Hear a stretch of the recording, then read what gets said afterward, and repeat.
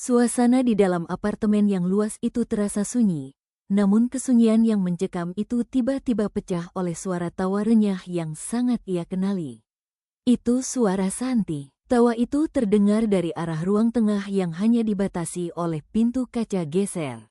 Agus bangkit dari kursinya, niatnya hanya satu, masuk ke dalam untuk mengambil segelas air minum guna membasahi tenggorokannya yang kering karena stres. Namun, langkahnya terhenti seketika di balik pilar marmer besar yang dingin. Ia mematung saat mendengar nada bicara Santi yang sangat berbeda dari biasanya. Tidak ada nada manis yang dibuat-buat, tidak ada nada manja yang biasa ia tunjukkan di depan orang tuanya.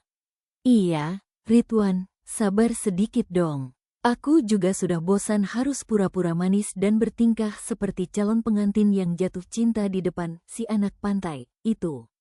Kamu pikir aku betah dengerin dia ceramah soal sejarah Melayu dan pelabuhan busuk itu? Papa itu terlalu terobsesi menjadikan dia menantu karena Agus dianggap bersih, tidak punya rekam jejak buruk di Jakarta. Dan yang paling penting, dia dianggap naif sehingga bisa diatur untuk mengelola aset properti Surya Land yang sedang bermasalah. Kalau bukan karena perintah Papa dan ancaman pemotongan kartu kredit, aku mana mau pergi ke dermaga kumuh itu cuma buat jemput dia. Bau solarnya nempel di rambutku sampai berhari-hari, tahu? Agus merasa dunianya seakan runtuh seketika. Setiap kata yang keluar dari mulut Santi bagaikan tetesan racun yang perlahan namun pasti membunuh sisa-sisa rasa hormat, rasa kasihan, dan komitmen yang ia coba pertahankan mati-matian. Ternyata, selama ini ia hanyalah sebuah pion dalam papan catur bisnis keluarga Surya.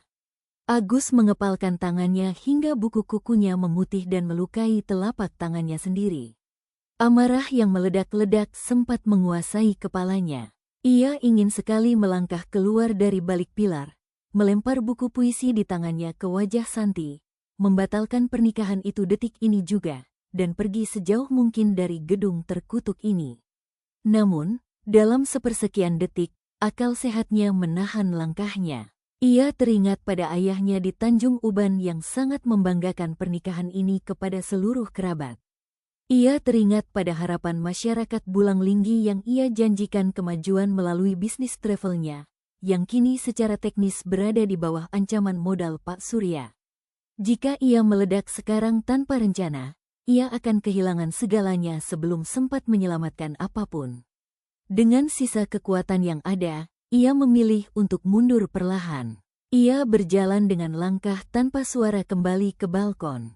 Air mata kemarahan dan kekecewaan hampir jatuh, namun ia menahannya. Di bawah cahaya lampu kota yang dingin dan tak berjiwa, ia kembali membuka buku puisi Aini. Matanya tertuju pada sebuah bait pendek di halaman tengah, tulisan tangan Aini yang rapi dan tegas. Kejujuran adalah sauh yang paling berat untuk diangkat, namun ia adalah satu-satunya yang bisa menahanmu agar tidak hanyut dalam samudera kepalsuan yang luas. Nih, kamu benar, bisik Agus dengan suara paro yang nyaris hilang di telan angin malam. Aku sedang hanyut dalam samudera kepalsuan yang sangat dalam. Aku hampir tenggelam.